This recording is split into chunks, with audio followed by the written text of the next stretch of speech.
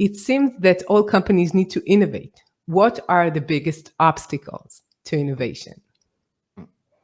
So I was just thinking about that over the last few days. I mean, okay, not just over the last few days. I often think about it. And, when we think, we always say, like, go to the root cause. Try to figure out, what is the starting point of it, and then solve that so that we can later on solve all the effects that are coming out of it.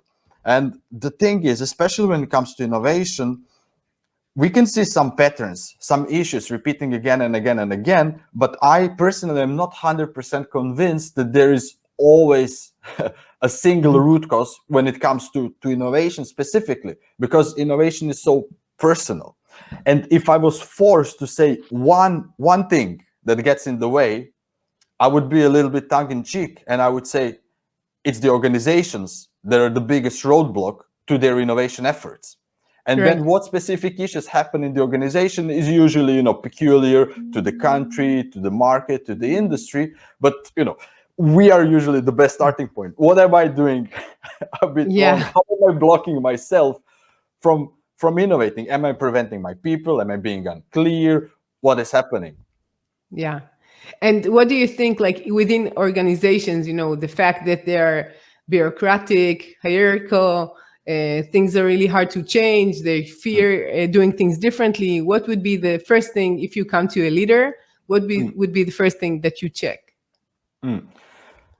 For a leader, so that's again a good question. I hope we will discuss it a bit later. So for leaders, I always check for two things, and that is, okay, first, are you really clear around what are you trying to achieve? And I know this sounds so obvious, but you probably have experienced the same when you actually go and the leader does have a clear vision, but doesn't really communicate it. So when you ask his or her management team, like, okay, what is the actual thing? What is the actual strategy? They will all give you different answer. It will all sound similar, but isn't really the same. And this alignment is critical. And then the second thing to check is, okay, are you actually letting your people do the thing that you want them to do? Because what I've seen, so I'm based in Norway, and Norway has great employment laws. Like here, the work-life balance is great. Like in Norway, it's really great. Work hours are respected, etc.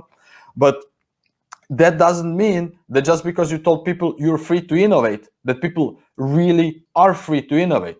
So, for example, it's common to say, okay, you can spend 20 to 30% of your work time on innovation project. But what it transforms into reality is that people work full-time their job and then add 20 to 30% of time on top of that. And that's not really sustainable, and it doesn't move the innovation projects further as fast as it could, and sometimes not at all. And these two things are really easy to check. Like you can immediately check them in one conversation, and fixing them is also usually trivial, while it has a really big return on investment if you want to. Yeah. And do you think, like, if somebody has a really great idea and he's investing these 20 times within his hours or after his hours, and he really grow it within the organization? That's kind of a question, because you cannot really grow anything by your own. You need more people, you need more resources, you need so much more than just a good idea and to work something on your own with. So do they have these structures, the processes, the way to do it? It's not enough just to tell them you can work on it. They need to collaborate. They need the resources and money sometimes. So it's like, it's not enough just to tell them, okay, you have time. Completely agree. And it's I love your question, what you said, like, is it enough to move it forward? And here, so in my experience, I mostly work with larger companies. That's why I say like corporate innovation. I just like to qualify what type of innovation. And what's really important, is this concept of breaking down. So I'm not talking about going all the way to hardcore project management by the book, etc. But kind of, there are certain things that can be done early on, and there are certain things that need to be done later. So this, if you're forced to go 20% route, that can work in the very, very early stage. So when just 1 to 2 employees are checking out, does this idea make sense?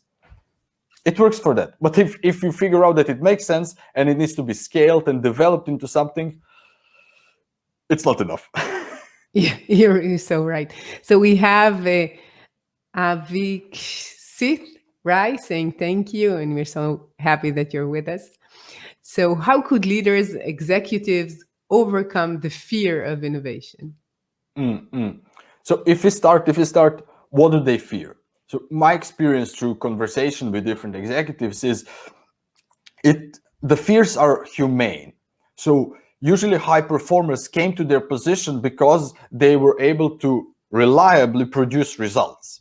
And what's inherent part of innovation is the uncertainty it brings.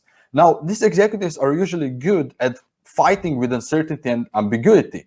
But the thing is, with innovation, even with lean startup, design thinking, outcomes driven innovation, all the modern approaches to innovation, it's impossible to reduce uncertainty to zero. That just won't happen. So there No. is always uncertainty there, which means that at one moment you need to accept, okay, we have done everything we could to gather the evidence that we could have gathered. Now we need to decide, are we taking a jump or we're not taking a jump?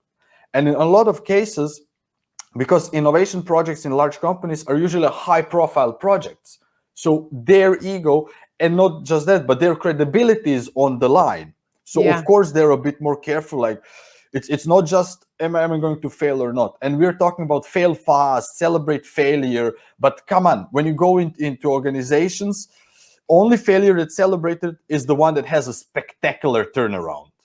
Yeah, right. That's So it was that's the this only way, thing. but now we're making lots of money from a pivot of that, right? So, Exactly. So it's very rarely that you will walk into organization and hear, "Oh yeah, we screwed up pretty badly. We bankrupted one whole business unit and we fired and 200 people." yeah, It's yeah, yeah, that isn't celebrated.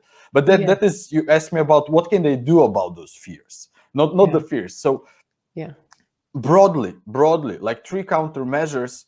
First one, always make sure that the innovation initiatives, projects that they're looking at, they should make sure that they do have some sort of pretty big upside, and the upside needs to match the size of the organization. So in one case, I was chatting with the global head of innovation for a global telco company, and I asked them, what's your biggest regret? And he said, well, we spent 2 years working on a project without checking it with a core business. And they developed a project that had around 50, 60 million annual recurring revenue, which is great for a startup or a small company, but didn't even register on their P&L because it's yeah, in billions.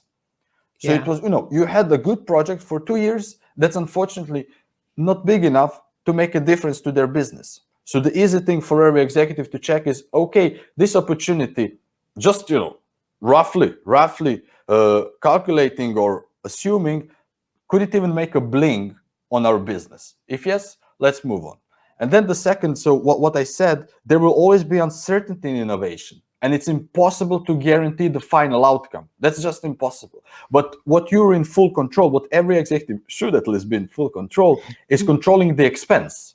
What we discussed earlier, like manpower, what do you give them access to, the structures you provide, all of that can be under as tight or as loose control as you want to, and should be, because every investment should be ultimately tied to some sort of a learning goal before there can be any revenue generation for early stage innovation teams and etc.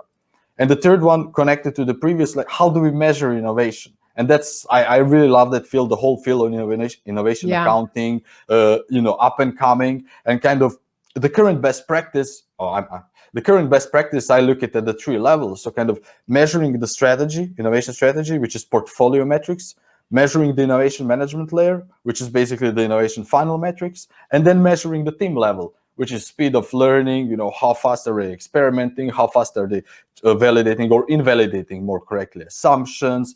All of that measures before they come to actually conversion metrics, revenue metrics, and similar things.